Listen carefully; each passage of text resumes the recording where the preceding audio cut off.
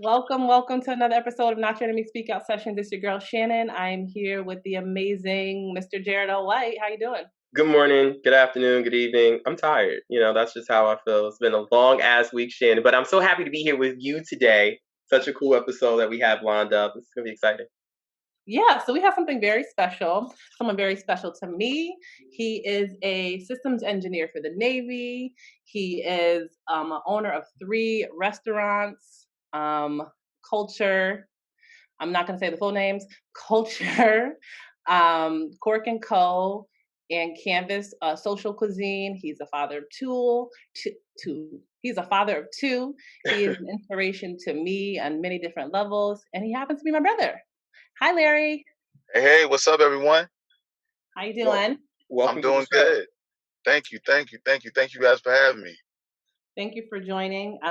You are my big brother, so I could shoot the shit with you all day if I wanted to. But I Of wanted course. wanted to have you on just because you're doing, major things. Like I said, you are an inspiration to me. But the first question that we ask anybody that comes on this podcast is, how has the current social climate impacted you? It's definitely impacted me in terms of just normal operations for business and everything else. But I also think that this is an opportunity that everyone kind of was given to kind of think outside the box and push you to your limits. Kind of make you think outside of what the normal regime is in terms of business and how to operate and how to function. And Yeah. then just how do you balance everything? Because with the social climate and everything going on, I had no idea that you were running all the computers at the Navy. I didn't know that. And then you have all these businesses. How do you, balance all of that? It's definitely a juggling act. I'm not the best with time management, and I tend to get lost in the sauce in terms of like, when I'm working on something, I kind of get heads. One of the things I struggle with, I've learned to try to delegate responsibilities, and that's kind of helped me out a lot. I've hired like an assistant to kind of help out with things, and I've had to actively go out and look for and hire people to manage my venues and my businesses that I'm not able to do all the time. I like to be more hands on myself, but unfortunately, due to COVID and me trying to balance so many different acts, uh, it's a lot easier. Sometimes you gotta pay a little bit more money to make a little bit more money. If that makes any sense. That makes a lot. That's facts right there. That makes a lot of sense. Right. So So what's we talk all the time, but like what's your advice for somebody starting out that wants to do investments, that wants to, open restaurants and bars and things like that? What's your advice for them? uh, number one is don't ever let anybody tell you what you can and can't do. The biggest thing, the biggest hurdle that I had to overcome when I first started this, Culture Lounge is a club, and this is my third club that I've owned. I've moved basically from city to city, um, and then I've planted my roots in the downtown area where I am now. And it's called Norfolk, Virginia, and I love Norfolk because of the the diversity and just the feng shui. It's like our major downtown area for Virginia. But I would say never take no for an answer. When people tell you no, that doesn't mean no. There's always a solution. There's always a way around it. So that's the biggest obstacle I've had to learn over the course of years. When somebody says no, it's not the final answer. Can, So make can sure you you? always fight. No, I'm sorry. I didn't mean to cut you off. Keep going. No, I was just saying, make sure just always look for alternate solutions, man. No is never a final answer. Can you talk about like owning a club? Because like that's always been like one of my like dreams growing up because it always looks so sexy, so fancy, and so like so fun. Can you talk about what that experience like? Because I know it's not so sexy, so fancy, and so fun. But can you talk about that a little bit? Yeah. So in my 20s, when I was in my early 20s or my mid 20s, I'll say in 2013 we got our first club, and it was fun, man. I'm not gonna lie to you, it was fun. I mean, just being realistic, you have access to alcohol. You can let women skip lines. Just from a male perspective, I got to. Hey, she's good. She's with me. You get to bring a nice, pretty young lady with you into a VIP section, make her feel like she's royalty. As a result, she loves you, and just different types of things, man. You have the experience, like you are the VIP. Like you call the shots. You tell security what to do, when to do it. Your staff, whatever. It's the life. Now that I'm almost 40, in my late 30s, man, it's a struggle for me to stay awake. I gotta. It's a real job now. It's not the glitz and the glamour anymore. I can't drink like I used to anymore. I can't. Back then I could drink and next morning wake up and go for a 10-mile run. I drink too much now. I'm out for 2 days. Mm-hmm. So I mean, it's got pros and cons, man. It's like you said, the sexiness is all there, the appealing, the lifestyle.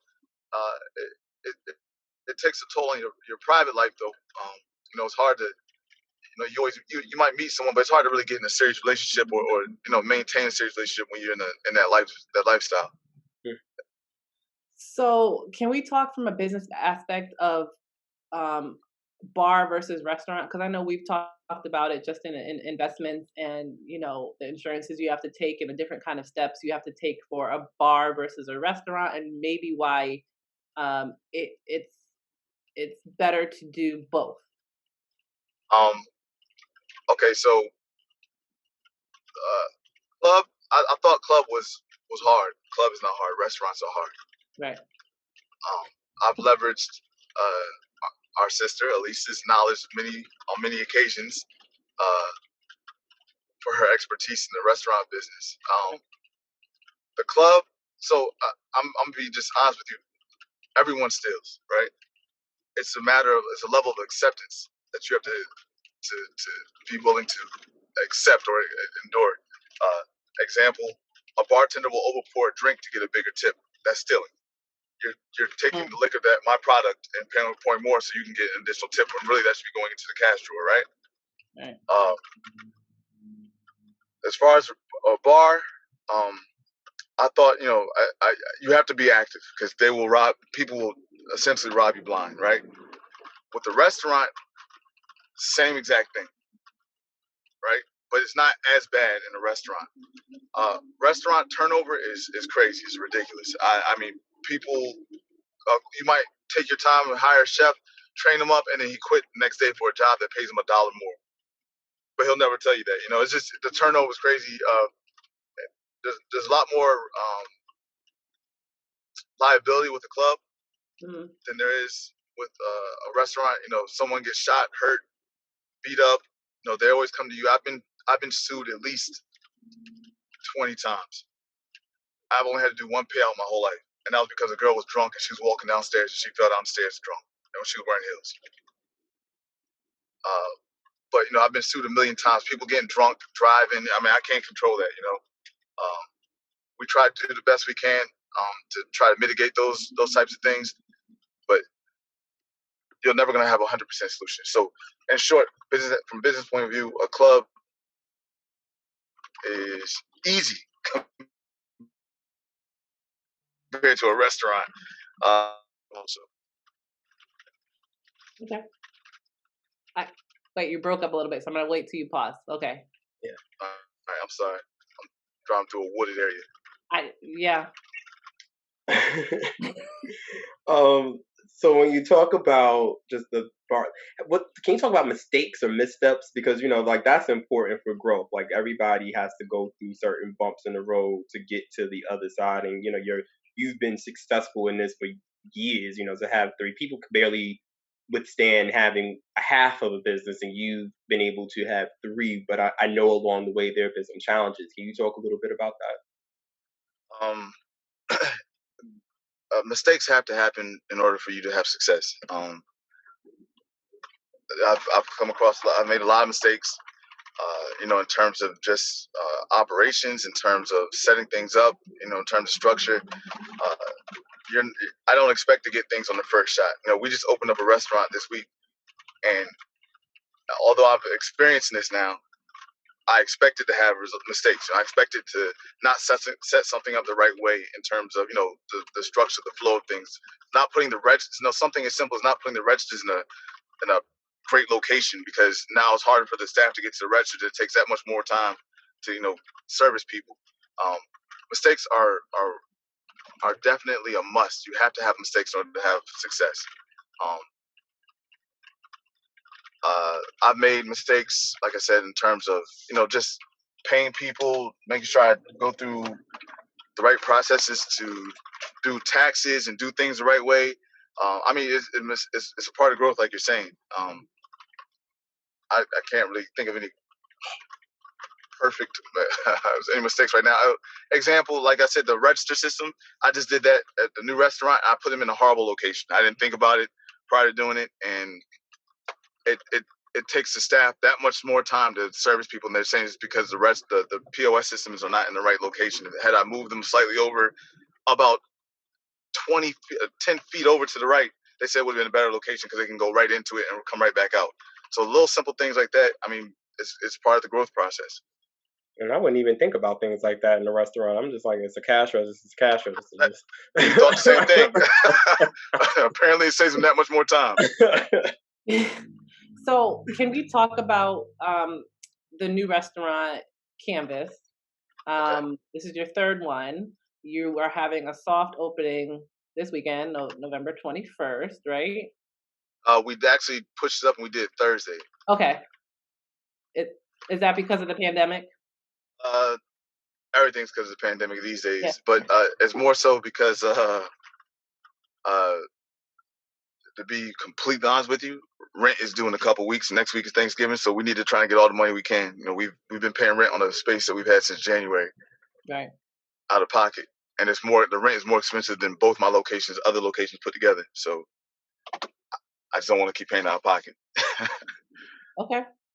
Are you finding, just with everything getting a little hairy with the outbreaks again, and you live in Virginia, so snow happens, but are you kind of planning for that? Is there still going to be is there outdoor seating? Like, how are you guys maneuvering with the new mandates and stuff like that? We do have outdoor seating. The mandates, they regularly come and check on us Right. in the area that I'm in. I have health inspectors come out at 11, 12 at night, just to make sure that we're sticking to the guidelines. It's pick and choose at this point in terms of who they bother. Mm-hmm. But yes, we do have outdoor seating. The city has been a tremendous help. They've provided all the small businesses with patio space or makeshift patios by turning street parking into patios. And they have just recently signed a bill that we are all getting space heaters. Awesome. So they're giving out space heaters to people. Unfortunately, I couldn't wait on them, so I went out and bought my own. But I will definitely make use of the ones they're giving me as well. So you got to utilize everything. Mobile ordering. Um, People can simply even call or text our phone lines, and we put the orders in for them. And we use like a Google Voice system to kind of facilitate that. And I have the Google Voice tied to every single person's phone. If you're working, it's tied to your phone. Right. And Are those you? people complain. Go ahead. Sorry, go ahead. No, go ahead. I was just saying that it's tied to everybody's phone. So, are you doing private events as well, and this goes for all three of your locations, or I don't know all the mandates down there, but are you able to do private events still? I am. So the mandates down here is basically state that restaurants can operate at full capacity as long as they're social distancing, and we must stop alcohol sales at 10 p.m. Okay. That does not truly affect my restaurants because we shut down at 10 anyway. Since the pandemic started, we started shutting down at 10 o'clock. The club, it definitely affects the club being Culture Lounge. Nobody comes out before 10 o'clock. Right. So in the summertime, it helped. I mean, when it first started, it was easier because it was Marchish and the weather was starting to warm up. We had the outdoor space. People come sit out on the patio. Works fine. Now it's getting colder. Even with the space heaters, people don't want to come out. It just business slows up when it gets colder. So I mean, it's a roadblock. This is our first time dealing with it, just like everyone else. Right. We're gonna learn from what happens. We're gonna try and do the best that we can. We're trying to push happy hour, and we'll probably start incorporating. I don't know if you guys do them up there, but the silent parties. Yes, I've gone to a couple of those. Okay, Did you so enjoy that? Yeah, I've never been to one. It was interesting. they are a huge success down here. Yeah. Really? the people come flying from California and they do it. Mhm. And they were doing it once a month prior to the pandemic, but Wait, now so people are flying all the way from California to dance in their headphones? they're flying from the people the organizers, the people who own the Oh, okay. company, fly down from California and they do the parties here. They do them. They fly Got it. around from location to location and they do it. They've had huge success with us, even though we have a small venue. Um, they've had huge success to the point where they come down once a month and do it. So it must be financially worth it for them. Yeah, that's what's up. I just think that's what's always I've always admired about entrepreneurs. Like you just got to get crafty with it, and you have to Yes, shift with what's going on because you never know what life is going to throw at you. And most of the times, it's things that's out of your control anyway. And it really shows to your true testament of an entrepreneur as a creative that you are able to shift with what's happening. So I think that's super dope. I appreciate that. Yeah, absolutely. You have to definitely be on your toes and be ready to adapt. And only thing constant in life is change. Mm, And those who don't adapt fail. You know. right. That's a gem. See, you see why he's my inspiration? He has gems all the time. So, can we talk about and and honestly, I know you're not an expert, but in my mind, you're an expert. Can we talk about money and investments and how we move and shake in regards to kind of um, our money and where we put it? And I know I text you all the time about stocks. Yes, I Yeah. love some stock. um, Stocks are new to me as of 2020. Yeah. I started teaching myself or self learning on in March when the country shut down. I Okay. was bored and I started dibbling dabbling. Started with $100 and then that 100 slowly changed to 500 to 1,000 and then I set a goal to kind of make some money. I started watching things and watching trends and that money has just started growing and developing and I've joined a couple of social media groups online where they do nothing but talk about stocks, believe it or Mm. not. And I've learned a tremendous amount from them. What are they? Please share, because I've been the same way. Like a couple of years now, I've been dibbling and dabbling and trying to learn, and making some mistakes with stocks, but making some good investments with it. Like, what are some of those social media things that you follow, if you don't I mind will. sharing?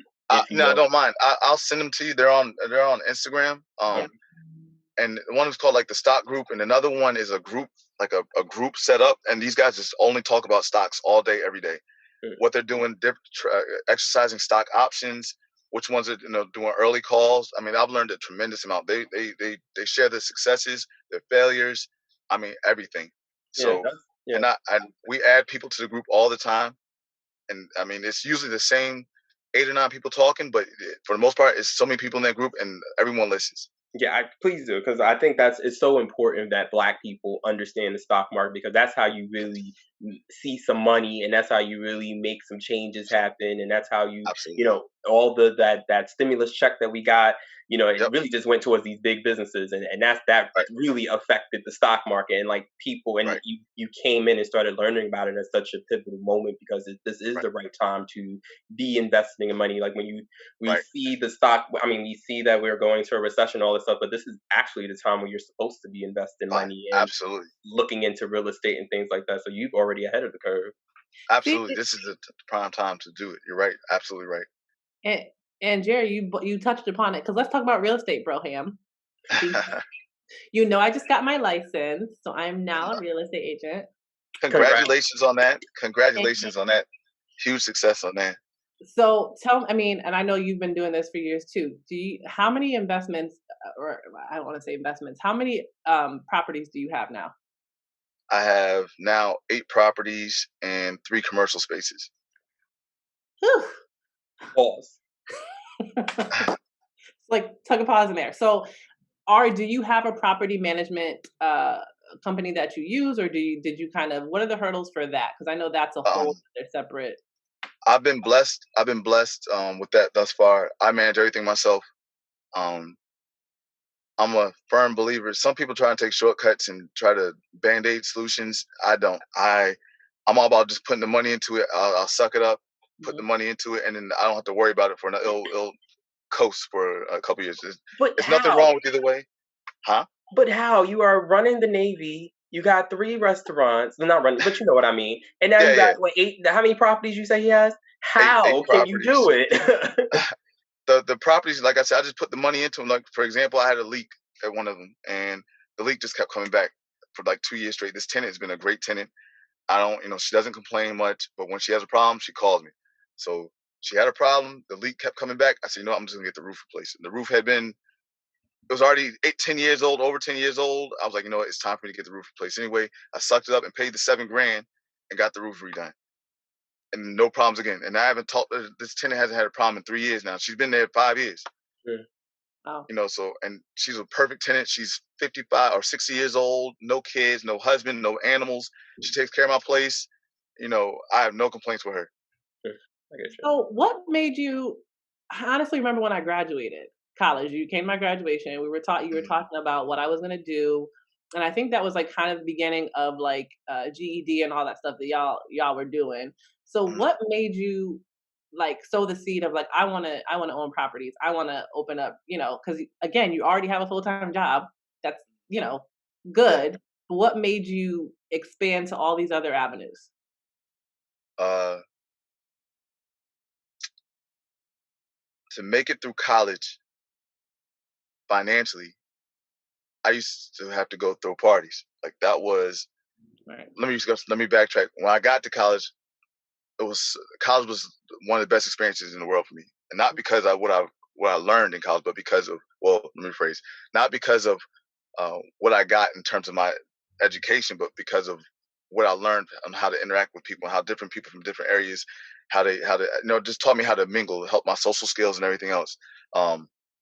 As a result of that, when I first got there, everyone wanted to join the fraternity and all stuff, but I just wanted, same thing, but my grades weren't. I've never been. You and Elise have always been the smart one, so I knew the grades weren't going to allow me to be any part of a fraternity or any type of Greek organization. So I started working with an organization called the Coalition of Young Black Professionals, CYBP. It was a coalition of young Black professionals, and what they did was every year they had these two events. One was called a white party, one was called a black party. But it was professional. You had to come in formal wear. But I used to, because I was so socially involved on campus, they used to let me sell tickets and promote the events myself. Well, that turned into me promoting parties for my own benefit eventually. From there, when I graduated, I saw that the money was, realistically, it was under the table money, and it was like, all right, well, I can get a quick $1,000, $2,000 from doing a one night party, So I put a team of guys together that I went to college with, and we started doing it, and that's where GED started. So we started doing parties with no real intent, just saying, hey, we're doing parties to get some extra coins, and eventually we saw a headway. Like, hey, man, this is kind of beneficial. We could, at some point we started realizing how much money we were making every week. When it got to a point where I was making $2,500 a week from doing, a party every Friday and every Saturday night, we were like, well, let's see how much further we can get with this. Despite I had club owners tell me, you don't want to get into club ownership. It's a headache. You lose so much money. Every single club owner that we were doing parties at their clubs were telling me this. They were charging me for the venue.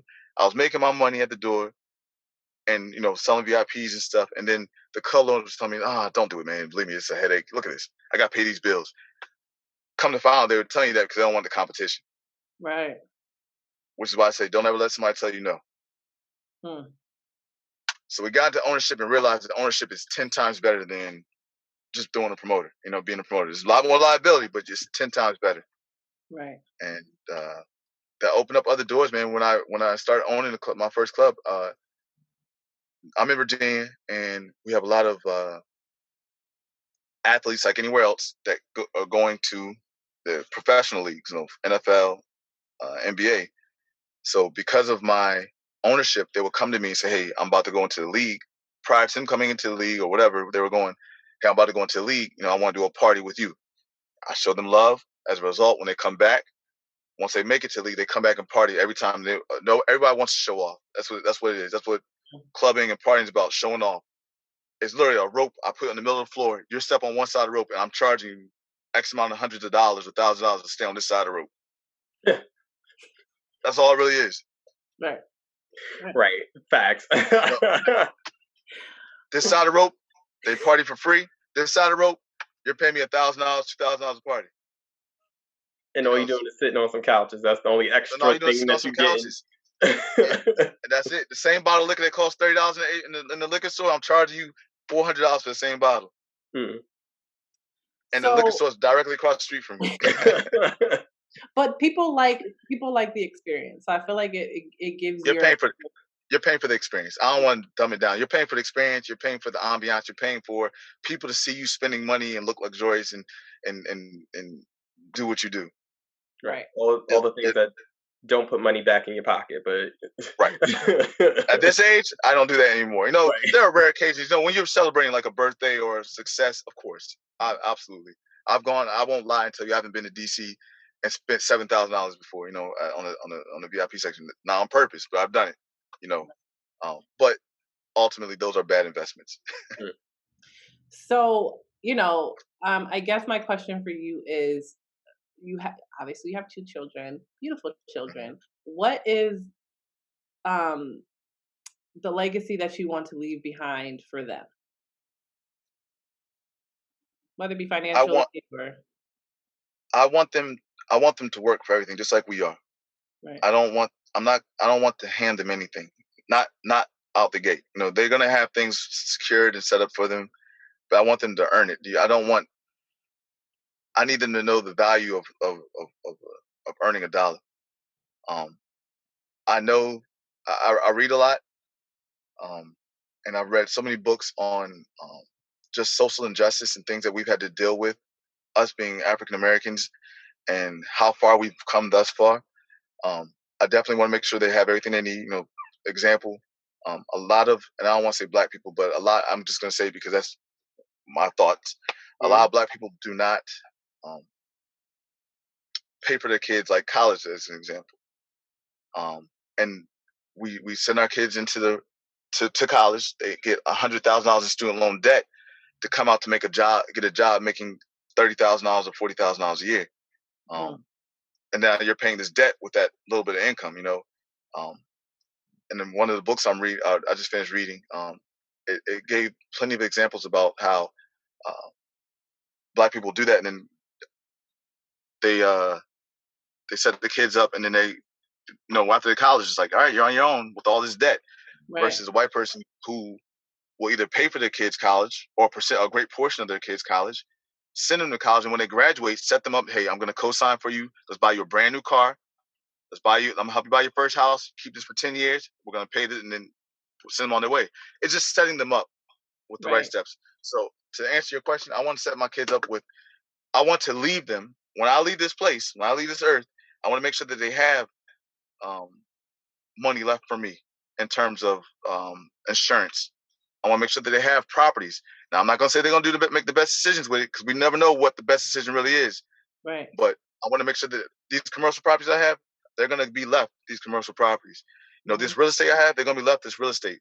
Um, and whether they decide to sell it because they don't want to be entrepreneurs, or whether they decide they want to hold on to it, that's on them. But the money, the money that, or the assets that will be available to them, I want to make sure that they are good. I want to out in this world without having something left to them. Generational So wealth. let's see. yeah, appreciate it. So I think, we just want to know where we can follow you, your restaurants. I don't know if each one of them have their own individual social media, but share where we can follow you, your stuff, all your stuff. My Instagram is GED_Larry. All the restaurants have their own Instagram as well. It's Culture Lounge, which is the club. It's Culture Lounge at Culture Lounge 757. Cork and Company is my wine martini bar. It's a high-end wine and martini bar, and that has an Instagram page. It's called at Cork and Co. CORK, the letter NCO 757. And then Canvas Social Cuisine is my new restaurant that just opened up this week, and that's Instagram is Canvas Cuisine 757. And all of these are located in Virginia. All these are located in Virginia. I'm getting down there when all this shit is over, and I'm doing a tour. I'm gonna start at one, then go to the next, Please and do. then go to the other. Please do. Let me know when you come in town, man. I'll make sure I'll show you a good time, man. The food I'll is show you a amazing, good time. FYI. I haven't been yet, so I'm gonna come as Well, we well. gotta go. We gotta Please. take a trip. Yeah. Right. With the new restaurant, the food is amazing. It's the Canvas Social Cuisine is a soul food restaurant with a twist of Caribbean. Yes. Okay. So it is amazing. That I've never been excited about a food menu in my life, and I'm excited about after we did the taste testing last week. I had one of everything. I mean, the menu is exciting. I can't ready. I'm ready already. I'm excited. I'm excited for you, Broham. As always, you're always an inspiration. I'm excited for all your new business endeavors. You know, Thank you. this is just the beginning. I know more is to come. So thank you for coming on our podcast. This is another episode of Not Your Enemy Speak Out Sessions. I'm Jared White. This is Shannon Reynolds. We'll see you guys next time. Larry, thank you so much and congratulations. Thank you. Thank you guys. Thank you. Bye.